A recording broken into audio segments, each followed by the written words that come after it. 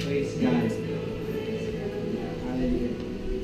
This week there have been a number of brothers and sisters who have been who have not been feeling well. So I'd like to go to you what the Apostle James wrote to us. He said in James chapter 5, he said, "Is anyone among you suffering? Let him pray. Is anyone cheerful? Let him sing psalms. Is anyone among you sick? Let him call for the elders of the church and let them pray over him or her, anointing him with oil in the name of the Lord." And verse 50 says, "And the prayer of faith will save the sick, and the Lord will raise him up, and if he has committed sins, he will be forgiven." I'd like to take this time to pray for those who are sick. If there's anyone here who needs prayer, I'd like to ask you to come, and we will anoint you with oil, just as the Word of God says, and we will pray for you. Praise God.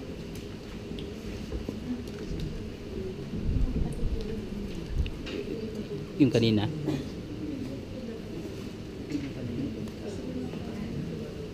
Anyone else? Thank you, Lord. Hallelujah.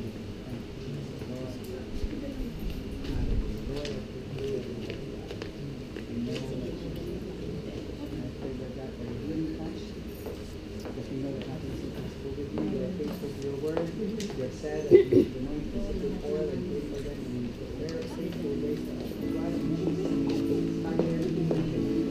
In the name of Jesus. In Jesus' name.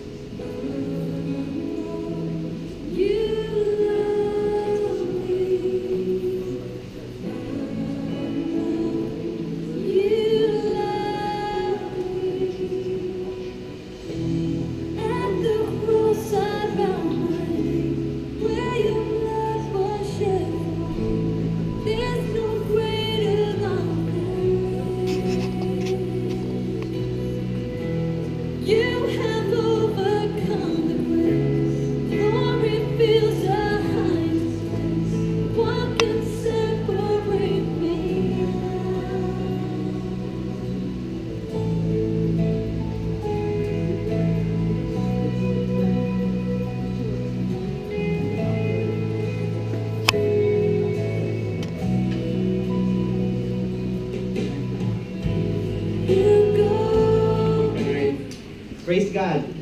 So now we come to the word of the Lord, and let's open our Bibles to 1 John chapter 4, verses 7 to 12. I'm sure for some you will remember that we already preached on something like this, but the question is, like, when I remember when I preached that message, I said that even if we keep on repeating this message, the most important thing is to apply the message of this passage that we're going to read. 1 John chapter 4, verse 7 to 12, and we are still on our guidelines for growing a great church, and this is guideline number 7. 1 John chapter 4, verse 7 to 12, and it says here, "Beloved, let us love one another, for love is of God, and everyone who loves is born of God and knows God. He who does not love does not know God, for God is love. In this, the love of God was manifested or was demonstrated or was shown towards us, that God sent His only begotten Son into the world that we might live through Him. So it shows us that life can only become possible for us when we are in Christ, because He is the way, the truth, and the life. Verse 10 says, in this is love, not that we loved God, but that He loved us and sent His Son to be a propitiation or a payment for our sins. Verse 11, beloved, if God so loved us, we also ought, or we should, love one another. Now verse 12 says, no one has seen God at any time. If we love one another, then God abides in us, and His love has been perfected in us. It shows us that although we do not see God, but God will be seen when His people start loving one another. God will be manifested when love is manifested in the midst of His people. Hallelujah. Lord, we thank You, God, for this opportunity that we could listen to Your word. We pray, oh God, that You will prepare our hearts and our minds, Lord, that we may be like that fallow ground that is ready to receive the word, and once we receive it, Lord, it will bear fruit. It will bear 100-fold, Lord God, and not only will we be blessed, but the people around us will be blessed as well. We thank You, God. We give You the glory and the honor in Jesus' name. Amen. Praise the Lord. So, of course, our seventh part of the series on Growing a Great Church is about continually practicing agape love for one another. Not only love, but the agape type, the agape kind of love. Now there is a story about two teenagers, two young boys, who were going through a forest, and then they came upon a cave. And then they, inside the cave, they saw huge bear tracks. You know, the paw prints of a bear, a big bear. And it sure is a fierce bear. And while they were going through the cave, they heard a big roar. And sure enough, the bear was there. And it looks really hungry. And the bear began running towards them. And obviously, he wants to capture them and to eat them. And so they started running. The two teenagers started running. And then suddenly, of course, one of them was faster. And then the other one, who was being left behind, suddenly, he knelt down. He took off his backpack. He knelt down. He started unlacing his boots. And then his companion said, "What are you doing? The bear will catch you and you will be eaten." He said, so he took off his boots. He put on his rubber shoes, his tracks, his trainers. And then he started running. And because he was running with the lighter shoes, he was able to outrun his companion. He said, "I do not need to outrun the bear. I just need to outrun you." Because once I outrun you, you will be the bait for the bear. Now the question is, have you ever felt like that? That you become the bear, the bait for the bear?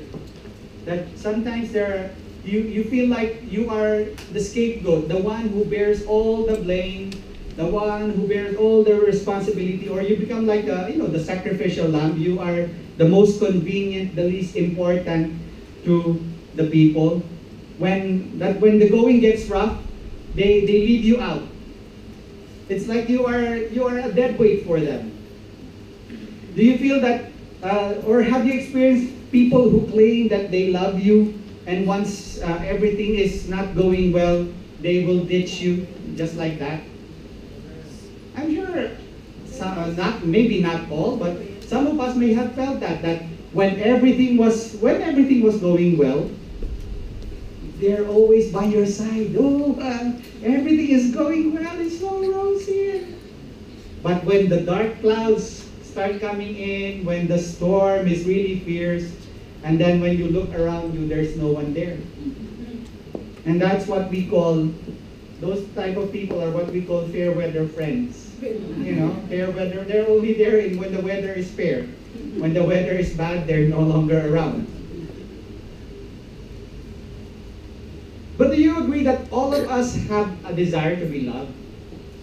Yes. All of us have a desire to be loved. When we were born, well, in fact, when of course, because I was there when my two daughters were born, I assisted with their birth, and the moment when they were for Faith, for example, and even for Abigail, when they were placed at the chest of my wife, they were looking for they wanted to, they had that nature, they wanted the touch of the mother, and all of us were created like that. We were not created to be born and then just be by ourselves. We were born to be loved. Amen. And we have the desire to be loved.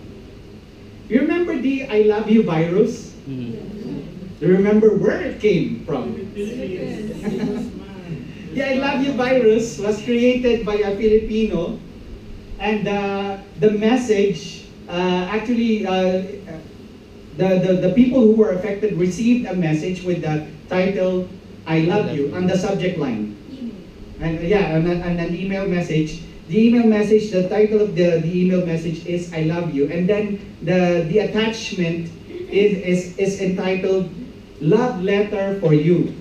But once you click on the attachment, it starts taking over your computer, it takes control, it starts erasing and everything, and then it copies the same virus and sends it to those who are in your email list in your computer.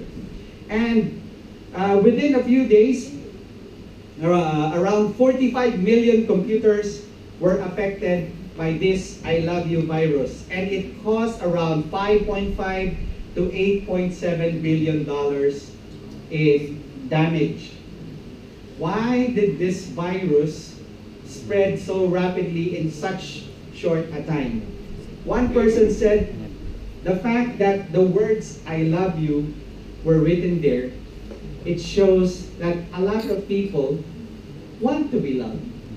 Even if it's just a short message, but to see those words, I love you, and then to click on it without thinking that there might be a malicious software inside that message, they just open it because the words I love you spoke to them. It spoke to their hearts. And so they just opened it, and of course they were affected. But this person who said that the reason why this I love you virus spread so rapidly is that it reflects that a lot of people want to be loved. They want to receive something that tells them that they are of value, that tells them that they have importance in this world. And let me tell you, you are important. You have value. I remember using an illustration about does anyone here have a paper money like a 10 francs? Anyone? Can I just borrow it? I have here. Yeah, can I borrow it? Only gold. No, but the real one. Let me show you. Yes, Sister Rose. So this is a 10 franc note. If I fold it like that and I give it to you, will you still accept it? Yes. If I crumple it like this and give it to you, will you still accept it? Yes. And I will not do it, Sister Rose. If I tear it a little bit on the ends and then I crumple it and I give it to you, will you still accept it? Yes. Why? Still. Because there is value. And likewise, no matter who we are, no matter how crumpled or how worse our situation may be, but in the eyes of God, He still accepts you because we are valuable. That's why God so loved the world that He sent His only begotten Son, that whoever believes in Him shall not perish but have everlasting life. God loves you and me. God created us with the desire to be loved. That's why He said, when He saw that Adam was alone, He said, it is not good for man to be alone. And of course, although it was written, said that in the context of marriage, but the principle behind that is that man was not created to be alone. We need fellowship. We need companionship. We live in a world that is starving for love. There was one American journalist by the name of Vance Packard. He said that America is a nation of strangers, and as a result, they are experiencing an epidemic of loneliness in society. There was one poll or one survey that reported that 4 in 10 Americans admit to frequent feelings of intense, not only just loneliness, but intense loneliness. And I'm sure for many of us here, of course, we are not Swiss. We are here away from our families, and we also go through times of intense loneliness. And everywhere we look around, we see that there are signs that show that people are hungering for fellowship, for community. In fact, a lot of advertising companies, they know about this. That's why they come up with these advertisements, with the signs showing that people need fellowship, they need community, they need a sense of family. For example, the beer commercials. You know, when you see a beer commercial or an alcohol commercial, they don't show the person drinking by himself or herself. They show that person drinking with a lot of people. They're having fun, opening the bottles and drinking, but with their friends. Because what the message that they're driving is that when you drink, you will have companions to drink with you. And so it sends a subliminal message that the only way you can get companionship is by drinking. And people know that, they're aware that of course it's an advertisement, but the subliminal message of companionship, the need for it appeals to their need, to their desire to belong, the desire to have a sense of family. And advertisers have discovered that a lot of people are longing for companionship. One pastor by the name of Dave Stone said, "As times have changed, so have people." In Time magazine, one writer said, "These days, because of electric garage door openers in the United States, people can drive straight into their houses and never risk coming into contact with neighbors." Because when you see the subdivisions in the United States, you see each of them, there's always a distance between them. As much as possible, they don't want to come into contact with other people. And as a result, a lot of people become lonely. Whereas in the Philippines, especially in the villages, like if something happens with this house, everyone in the village knows about it. Because there's a closeness in the community. But you know, especially here in Switzerland, where a lot of people, we are not Swiss. Most of us, we don't really speak the language, but still we need to be a church that fosters community. We need to be a church that will welcome anyone who will come here. That no one should be a stranger in our community. There's one church in the Philippines that we know, that Roy and I know, and one of their motto is that no one should be a stranger in a community. No one should be a stranger in the community. I pray that no one is a stranger here. Is there anyone here who does not feel welcome? Otherwise, we need to make a lot of effort. Amen. Do you feel welcome here in this church? Amen. Amen. Praise God. And that should be the impression, not only the impression, that should be what we are, that people should be welcome in our church. And not only here in the church, but when you are outside and when people see you, you should at least make them feel welcome. Although sometimes, like one time, my wife and I, we met someone from who came to the church, but we were at the Migros in Gar, and she told me, hey, that person, she comes to the church once in a while. But I didn't notice that person. But had I noticed, I would have given her, at least I would have greeted her. But, it's our responsibility as believers, as members of this church, to show warmness to other people. The church needs to be a place where we genuinely care for one another. Because Jesus intends His church to be a close-knit family where people care for one another. We are a family. We don't need to have that, the membership application form in order for us to welcome you. That if you don't have a membership application form, you are not welcome. No. When you are a believer in Christ, you are part of the family. Amen. Jesus insisted that the outstanding characteristic of His followers should be that they should love one another. In John chapter 13, verse 34 to 35, Jesus said, "A new command I give you." It's not a suggestion, but it's a command. And if it's a command, we should follow. We should obey. If we don't obey, we are disobeying. We are committing a sin against the Lord. And the Word of God, the Lord Himself said, "A new command I give you, love one another." Love one another.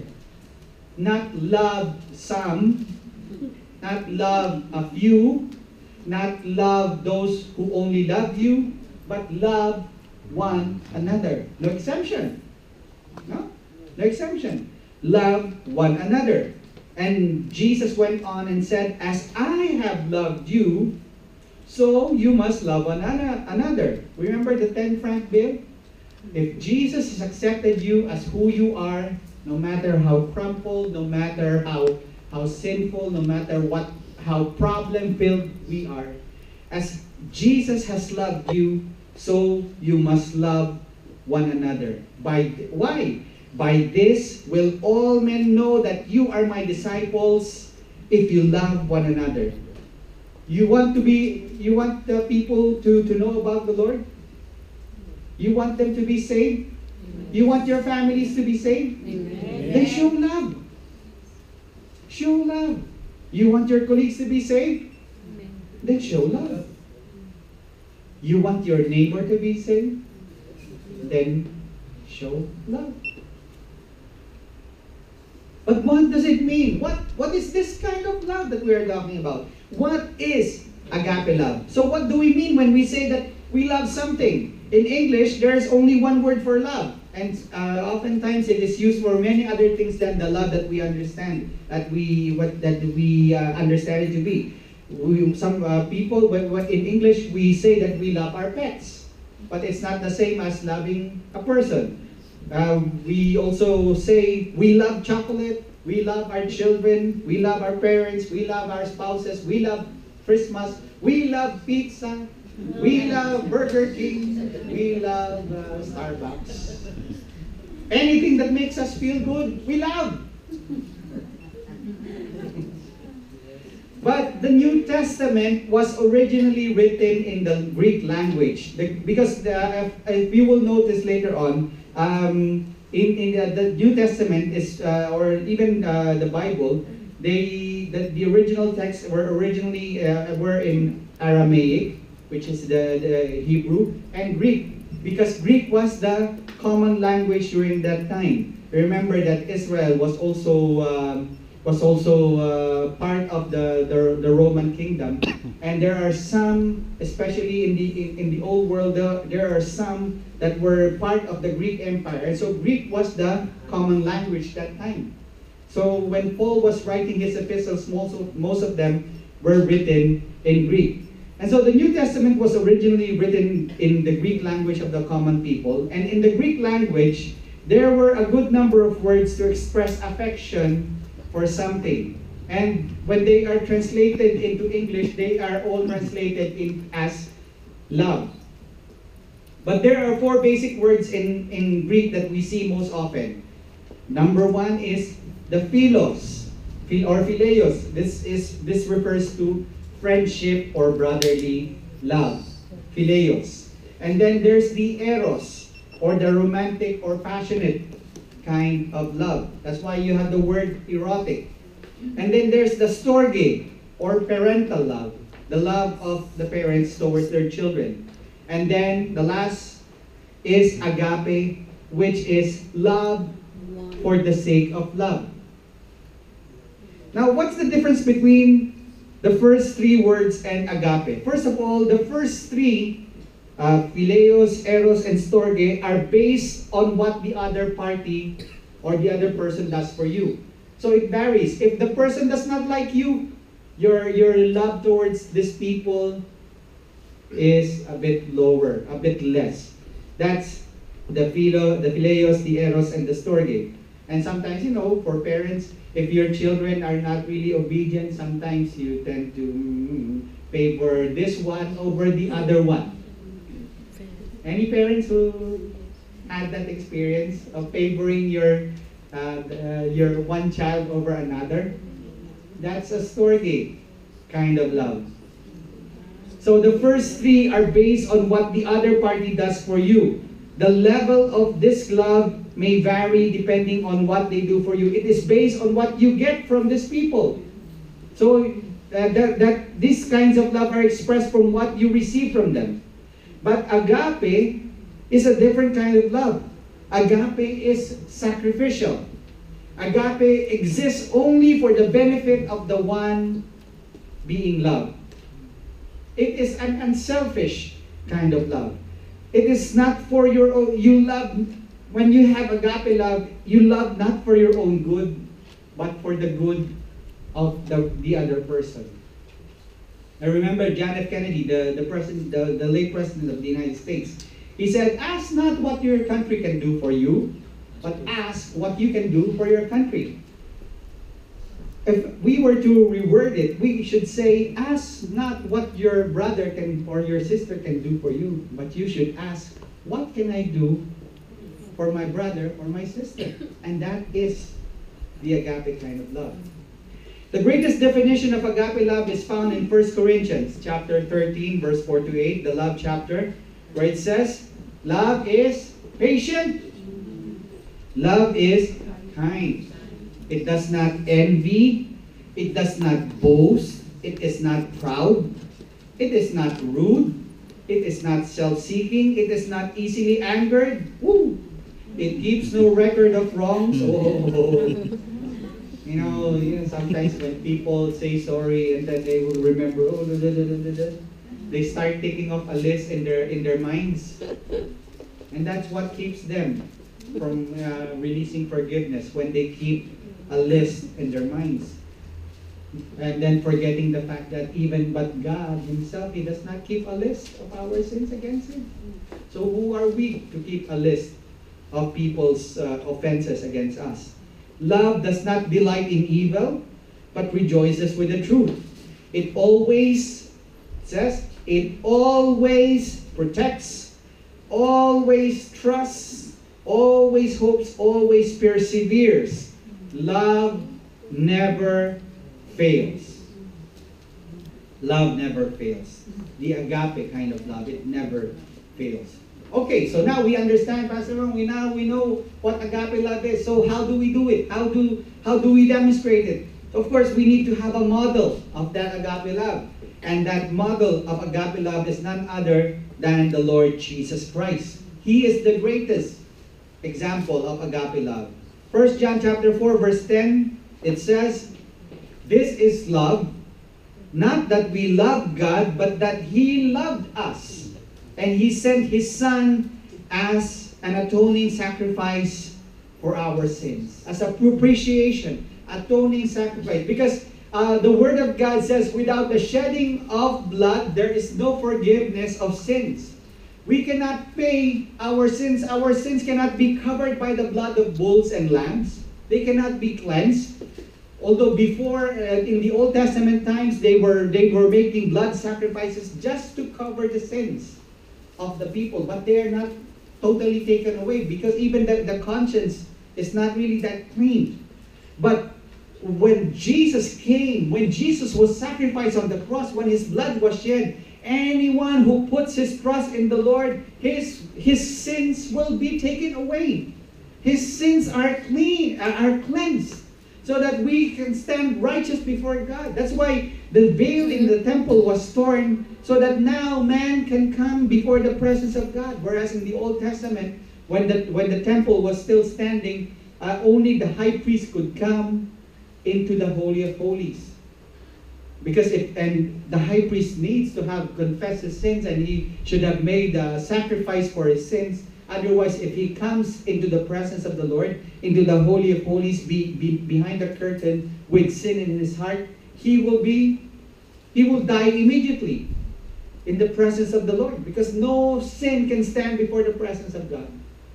But when that veil was torn from top to bottom, and it opened the way so that now we who were sinners, because of what Christ did, we who are sinners can now come before the presence of God the Father. Praise the Lord. Praise God. The Israelites were barred from coming to the presence of God the Father because of that veil. But because of what Jesus did, anyone, whether you are a Jew or a Gentile, meaning those who are not Jews, we can now come before the presence of the Lord because of what Jesus did, because of His love for us. This is love. Not that we love God, but that He loved us and sent His Son as an atoning sacrifice for our sins. John chapter 3, verse 16 to 17. And we all know this. God so loved the world that He gave His only begotten Son, that whoever believes in Him shall not perish. God doesn't want anyone to perish, but have everlasting life. For God did not send His Son into the world to condemn the world, but to save the world through Him, but that the world may be saved through Him. Romans chapter 5, verse 6 to 8 says, you see, at just the right time, when we were still powerless, Christ died for the ungodly. Who are the ungodly? We are the ungodly. Oh, but how? I'm not ungodly. I did not even kill the fly in my whole life. But the Word of God says, all of us are sinners before God. Verse 7 says, very rarely will anyone die for a righteous man, though for a good man someone might possibly dare to die. Verse 8, but God demonstrates His own love for us in this: while we were still sinners, Christ died for us.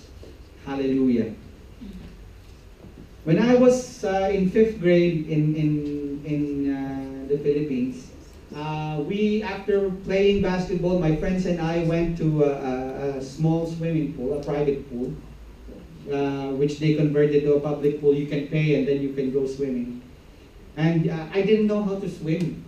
I just know how, like a frog underwater, swimming like that. But I can't even put up my head and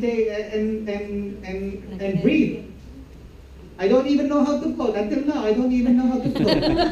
But I can swim. The survival swimming. But of course, I was excited, and I saw my friends. They were jumping. They were swimming from one end to the other. And of course, since you're with your friends, you don't want to be seen as a coward. So I jumped into the deep end of the pool, and I thought that. I thought I could swim at least until towards the more shallow part. But I miscalculated. So when I jumped into the water, and then I was swimming, and then I was running out of air.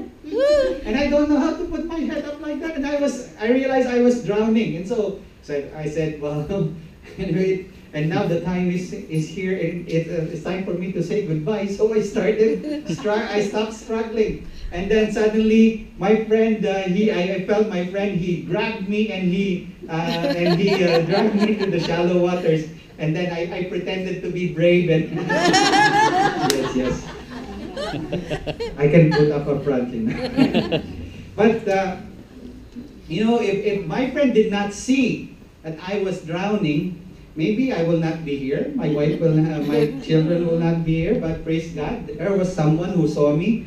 And He saved me. And it's the same for us with Christ. Christ has given of Himself so that we might have salvation. So that we might have life. If my friend did not see that, if he did not take the risk of jumping into the pool to save me, I will not be alive. I won't be here. And in the same way, if Christ did not come into this world to give His life for you and me, we will not be here. The blessing Geneva will not be in existence. But because of Christ, we are here. And we should be thankful for that. Because His love is not based on our worthiness, because no one is worthy, but His worthiness. Amen. It is because of what Christ did that we are here. He knows that most of the time we are not very lovable. Amen? And sometimes, in fact, we hate ourselves. Especially when we fail, we look at ourselves in the mirror and we say, what a miserable person you are. But Christ loves us anyway. When His love for us does not benefit Him, it's not for His benefit, it's for our benefit. It's for your benefit that He loves you. Hallelujah. Because sometimes people, especially when a guy courts a girl, it's usually for his benefit. Of course, he loves the girl, but there's also a benefit there, no? But when Christ loved us, when Christ showed His love for us, it's not for His benefit, but for ours. He wants to bless you. He wants to save you. He sees you just as that my friend saw me. I was a person who was in danger. I was going to die. And He saw you and me. He saw us that we were headed for a Christless eternity. We were headed for destruction. But Christ came onto this world and He became the sacrifice. He became the atoning payment, the atoning sacrifice for us. His love is unsurpassed, meaning no one can compare to His love. Ephesians chapter 3, verse 17 to 19. And Paul says, I pray that you, being rooted and established in love, may have power together with all the saints to understand, to grasp how wide and how long and how high and deep is the love of Christ. The love of Christ is so wide. It's so hard to. That's why when people talk about how God can forgive someone as sinful as a person that we may know, we may say this person is hopeless. There's no more hope for this person. This person is doomed for eternal damnation. And then if we hear that this person received Christ, he has been transformed, we ask, why? How can that happen? How can God forgive someone like this person? That's why, if I remember, was it Isaac Watts who wrote, who was the one who wrote Amazing Grace? Paul. No, the song Amazing Grace. Newton. No, Isaac Newton. It's not Isaac. But that person who wrote the song Amazing Grace, he was a former slave trader. He was a slave trader, and he was involved in the trading of human beings, so that they can sell them off as slaves. And he himself, he knew how sinful he was. But when Christ came into his life and forgave him of his sins, he realized that God's grace, unmerited favor, is so amazing. John Newton. Thank you, sweetie. So, John Newton, he realized that God's love is so amazing. That's why he said, Amazing Grace. How sweet the sound that saved a wretch like me. He himself realized that he was a sinner who was in need of salvation. God doesn't save anyone. No matter how wicked that person may be, when he comes to Christ, he or she lays down their lives for to Christ. Christ will take that life and use it, forgive them, cleanse them from their sins, and use them for His glory. Hallelujah. So there is no impossibility with God. Nothing is impossible with God. Amen. Hallelujah. Because His love is unsurpassed. It says in Ephesians, He said, He is praying that we will be able to understand, to grasp how wide, how long, and how high and deep is the love of Christ. and to know this love that surpasses knowledge, that you may be filled to the measure of all the fullness of God. How high is the love of God? Well, David said in Psalms that as far as the east is from the west, so far has He separated us from our sins. Can you measure the distance between the east and the west? No. Do you know that there is a distance between the North and the South Pole? That once you reach the North Pole and you pass that mark, you start going south. If you reach the south, and when you reach the South Pole, and once you reach, you pass that mark, you start going north. But there is no East Pole or West Pole. And it shows that there is no distance between, you cannot measure the distance between the East and the West. That's why God, even before man discovered that there is a North Pole and South Pole, God Himself said, God knew that there is a distance. There's a limitation between North and South. That's why He chose East and West. Because East and West, there's no distance. You cannot measure it. And He said, as far as the East is from the West, so far has He separated us from our sins. When God forgives you, He takes your sins and puts us as far, so far, that you cannot even see it. So far away. That's how God forgives us. That's how God takes away your sins from you. So if the enemy sometimes condemns you and says, God cannot forgive someone like you. Look at your sin. Don't you remember what you did before? But God says, as far as the east is from the west, so far as He separated you from your sins. And that's just one measure of how wide the love of God is. It is immeasurable. So God loves you. Amen. So when you came to church this morning, you're feeling down. Remember, God is bigger than any of your problems, and God loves you. Amen. God loves you. God loves me. Hallelujah. And that is also the message that we need to tell others, that God loves them. Now, how can we demonstrate this agape love that God is talking about? The early church leader, Augustine, says, what does it look like? It has hands to help others. It has feet to hasten to the poor and the needy. It has eyes to see the misery and want. And it has ears to hear the sighs and the sorrow of men. And that is what love looks like. Love should have eyes to see the misery of the person next to you, the misery of the people around you. Love should have ears to hear the groaning of people who are in trouble. And love should have hands to stretch to help those people who are in need. Love should have feet to go to those who need help. You can say, I love you 1,000,000 times, but unless you stand from your chair and move towards that person and help that person, that's not love. It's empty words. You need to act on your words. There was a preacher who had a father who was not a Christian and who never went to church. He said everyone else in the family would get up every Sunday and prepare and get ready to go to church. And it has been like that for many years.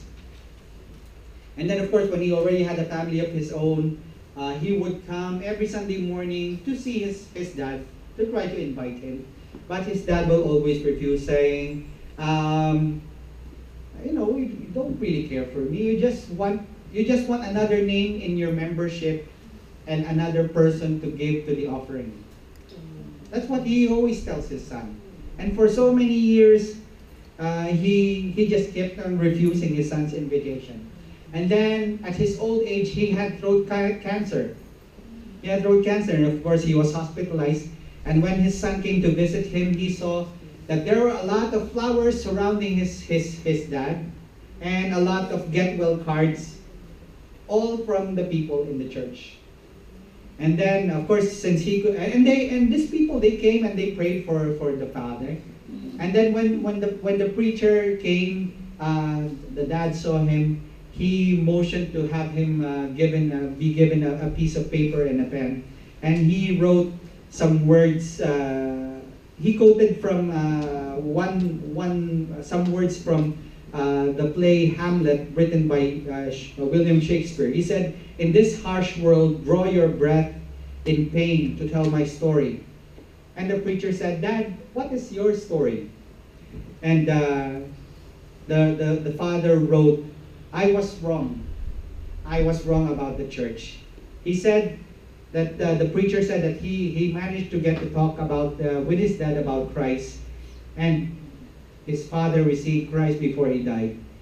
He managed to do it. The father accepted Christ simply because he was shown the love and fellowship of the church. Praise God. And that's why it's important for us as believers. Like, remember what I said last Sunday? It would be nice if people would say, "Oh, the pastor visited us when we were when we were down. Oh, the pastor prayed for us when we were sick." But wouldn't it be better if, "Oh, we were ministered, we were encouraged by the church when we were down. We were encouraged by these people when we were going through a difficult time." We are not here to gain glory for ourselves. We are here to give glory to God. And everyone, you are part of the ministry. You don't need a title. You don't need to have an appointment. If you are a part of the Blessing Geneva, you are a minister of the Blessing Geneva. Amen. You are a part of the family. One Christian author said, in a healthy church, the love that flows from the Heavenly Father and to His children is deeper, it is richer, it is faster and more authentic than that which is found anywhere else in the world. In a healthy church, there should be a love that should flow, that is authentic, real, not made up, but it should be real. Mark chapter 6 verse 34 tells us that Jesus was filled with compassion towards the people because He saw that they were like sheep without a shepherd. When we see our friends, do we see them as sheep without a shepherd? When we see our colleagues, do we see them as sheep in need of a shepherd? 2 Corinthians chapter 1 verse 3 says, "God is the Father of compassion and the God of all comfort." And likewise, He commands us that we should show compassion and comfort to the people around us. Amen? Amen. It would be sad if within the church, there will be bickerings, there will be, misunderstandings. Jesus said, "By this shall all men know that you are my disciples if you love." And that means forgiving. That means accepting. That means being patient towards one another. That means trusting each other. Because love, it always trusts, it always hopes, it always perseveres.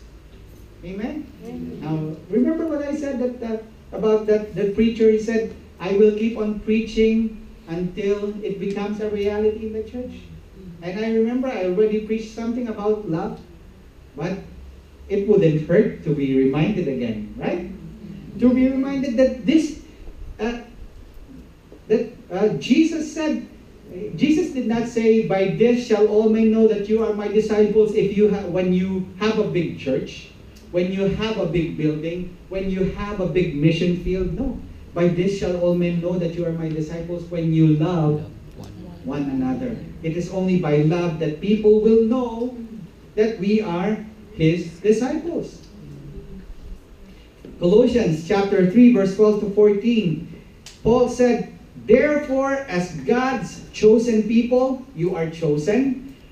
You are holy and dearly beloved. Clothe yourselves with compassion, kindness, humility, gentleness, and patience." Oh, ow, oh, ow, ow. These are things that I'm missing, Lord. Compassion. Oh. Kindness. Ouch. Humility. Gentleness and patience.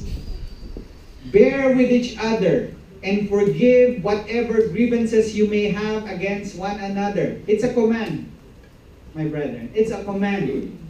It's not a suggestion. Bear with each other and forgive whatever grievances. Forgive as the Lord forgave you.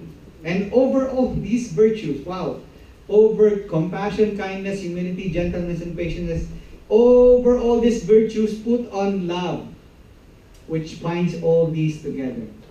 So, love will be when you start to love, compassion, kindness, humility, gentleness, and patience will come naturally. But we can only start to love when we allow God to move in us. One researcher said, there is a highly significant relationship between the ability of a church to demonstrate love and its long-term growth potential. What he meant that when a church demonstrates love, the potential for it to grow is much longer. But when there is no love in a church, you cannot expect that church to survive. It will just exist, but it will not survive. It will just be a shell where people come, they clap their hands, they give their offerings, and they leave. But if we want to grow a great church, we need to love. We need to show agape love. And that love should start in our midst. Why did the early church in the book of Acts grow? Why did it explode like that? Why did it grow so exponentially? Because they loved one another. They loved one another. Acts chapter 2, verse 42 to 47. Let's see here. What does it say about the early church? It said, they devoted themselves to the apostles' teaching and to the fellowship, to the breaking of bread, and to prayer. Everyone was filled with awe, and many wonders and miraculous signs were done by the apostles. All the believers were together and had everything in common. Selling their possessions and goods, they gave to anyone as he had need. Every day they continued to meet together in the temple courts. They broke bread in their homes, ate together with gladness and with glad and sincere hearts, praising God and enjoying the favor of all the people.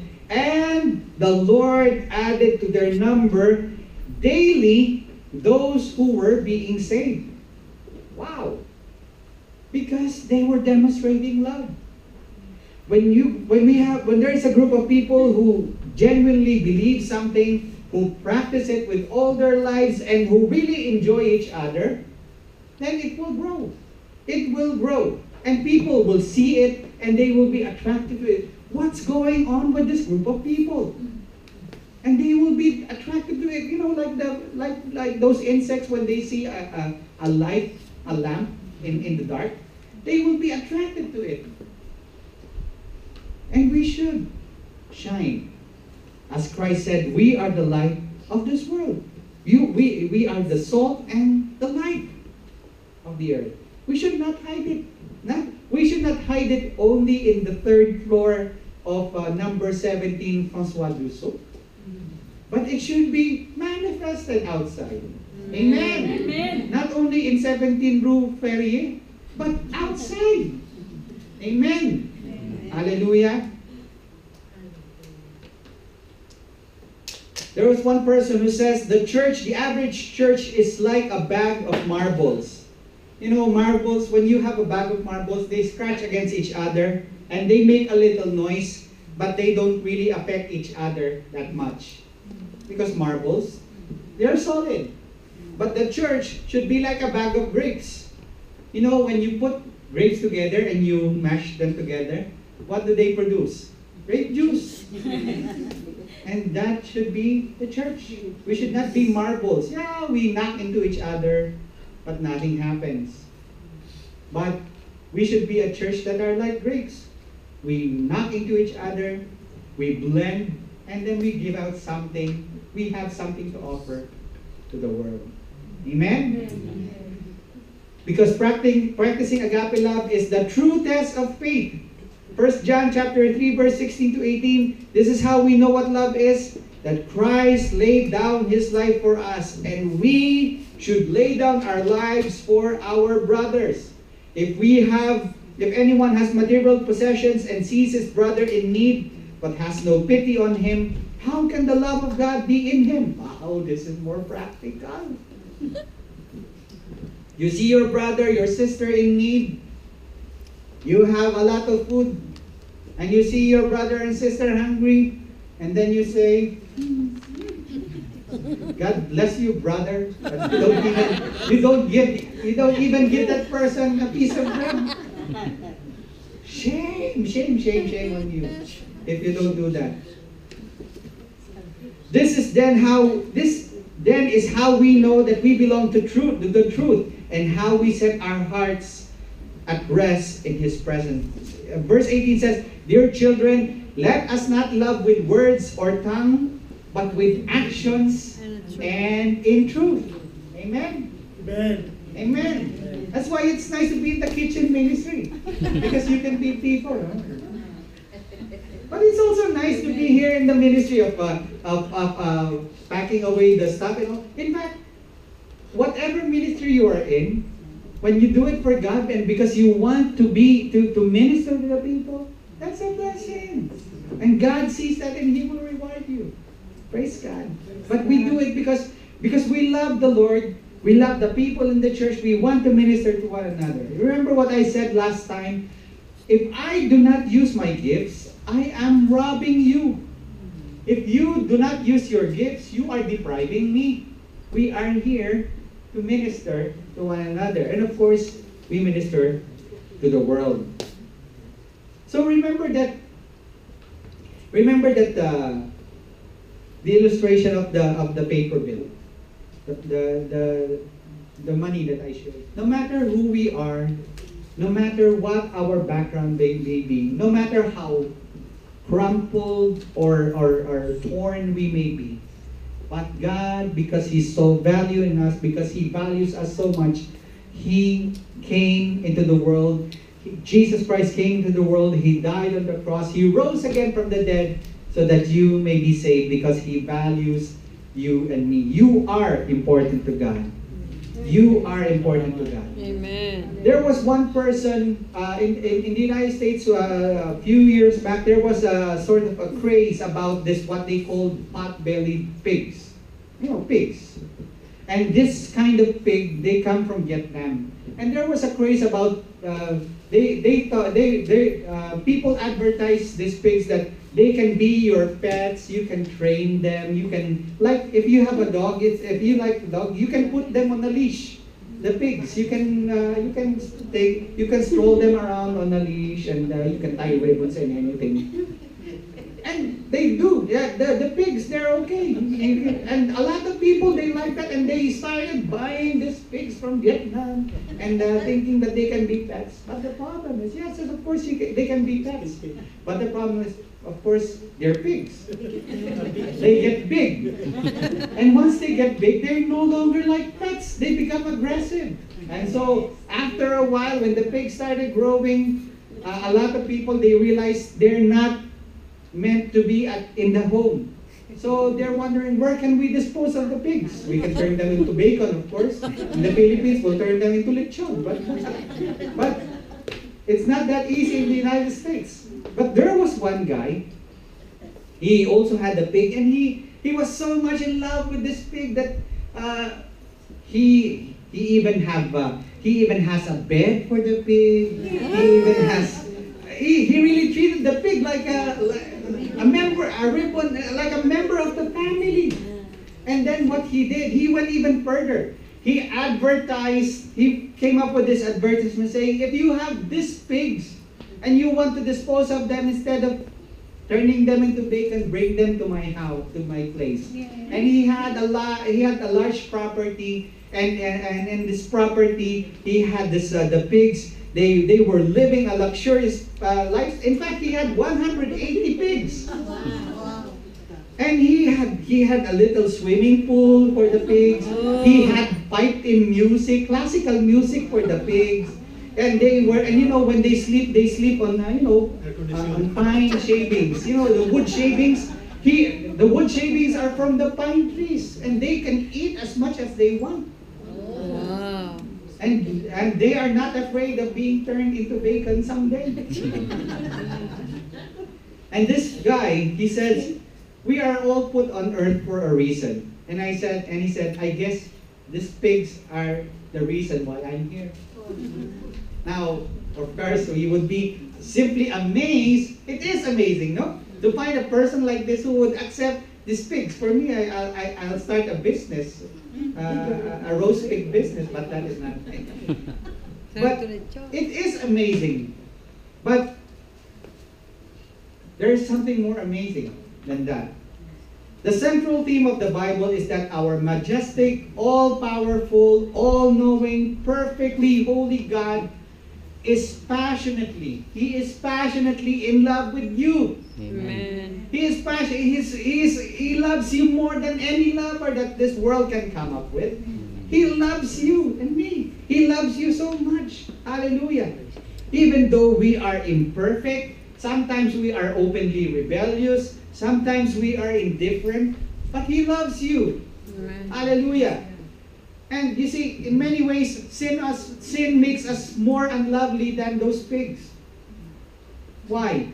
Because Romans chapter 3 verse 10 to 17 shows who we are. Romans chapter 3 verse 10 to 17 says, there is no one righteous, not even one. There is no one who understands, no one who seeks God. All have turned away. They have together become worthless. There is no one who does good, not even one. Their throats are open graves.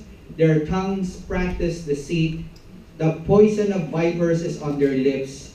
Their mouths are full of cursing and bitterness. Their feet are swift to shed blood. Ruin and misery mark their ways, and the way of peace they do not know. And this is how the Bible describes us. Romans chapter 3 verse 23 says, all human beings are flawed because all of us have sinned and fall short of the glory of God. That means God's standard is so high that no matter what effort we may do, we cannot reach it. And we are even worse than the pigs. Amen? Amen. Although it's hard to accept, but it is. We are even worse than the pigs. When it comes to sin, we are truly detestable before the eyes of God. But God so loved us. God loves us so much. Isaiah said that even our best attempts at goodness are like filthy rags in the eyes of God. But God loves us anyway. Hallelujah. God loves us anyway. Amen. Even to the extent of wanting to adopt us to His own. You may have grown up without knowing your parents, or maybe you may have grown up without feeling the love of a parent, or maybe you may have grown up without feeling the love of a family. But in Christ, you are a member of His family. He has adopted you. You are His child. He loves you. You are chosen. Amen. Hallelujah. You are chosen by God. That's why in 1 John chapter 3 verse 1, he says, how great is the love that the Father has lavished on us, that we should be called the children of God. You are a child of God. Hallelujah. Amen. If you have accepted Jesus as your Lord and Savior, you are His child. You are His daughter. And if you are His child, then you should love. You should love. You should forgive. Because that is what Christ did for us. Amen. Amen. Hallelujah. Shall we bow down our heads and pray?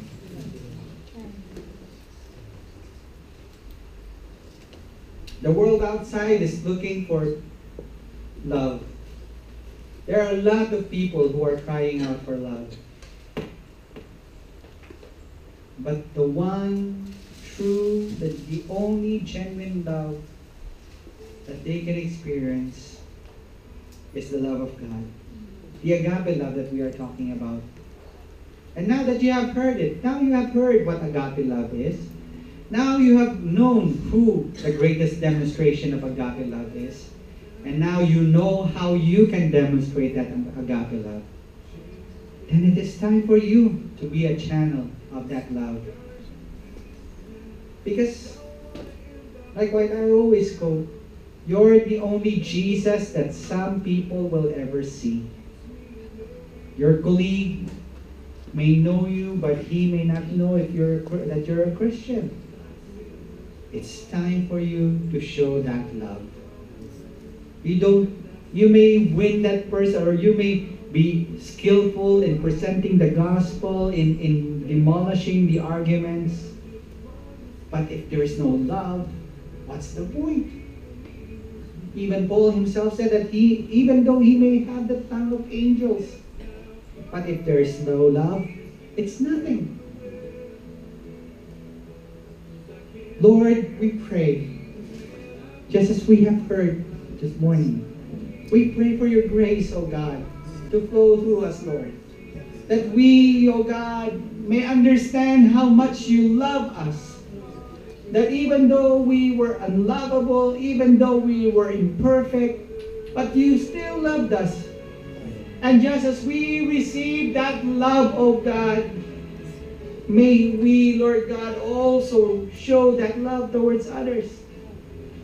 Even, Lord God, here in the Blessing Geneva, may we show that love towards each other as we minister to one another. Lord, may we demonstrate that love. And may that love, the agape love, not be restricted within the four walls of this place.